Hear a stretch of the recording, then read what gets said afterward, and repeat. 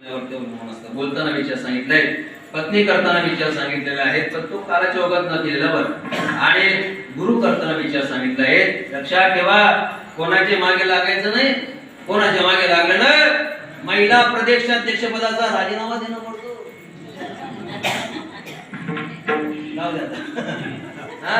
चाकणकरांचं माहितीये, वारकरी घराणं आहे, पण नको त्याला गुरु म्हणून निवडलं. वारकरी घराणं असताना सुद्धा लक्षात ठेवा, गुरु करताना विचार सांगितलाय, कोणाच्या मागे जायचं नाही महाराज.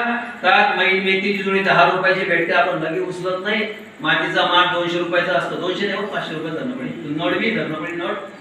नोटाची किंमत बी धरणं पडेल. लगे उचलत नाही, त्याला असं वाजवतो महाराज. तर त्याला गुरु म्हणून निवडायचं, तो तपासला नाही पाहिजे. गुरु करताना विचार सांगितलेले बरं का. मग देशाचा विचार सांगितला, विचार केला पाहिजे. तर या देशासारखा देश नाहीये. अटल बिहारी वाजपेयी म्हणायचे, भारत कोई भूमि का टुकड़ा नहीं है, जीता जागता राष्ट्र पुरुष है. ये वंदन की धरती, अभिनंदन की धरती, ये अर्पण की भूमि है, तर्पण की भूमि है. इसका कंकर कंकर हमारे लिए शंकर है, इसकी नदियां हमारे लिए गंगा है. हम जिएंगे तो ये देश के लिए, मरेंगे तो इस देश के लिए, और मरने के बाद भी बहती हुई गंगा में हमारी अस्थियों को जो कान लगा के सुनेगा, एक ही आवाज आएगी, भारत माता की जय.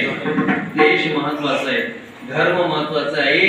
या उगवत्या पिढीला धर्माच्या बाबतीत सावध करा बरं का. घरातल्या प्रत्येकाला प्रभावी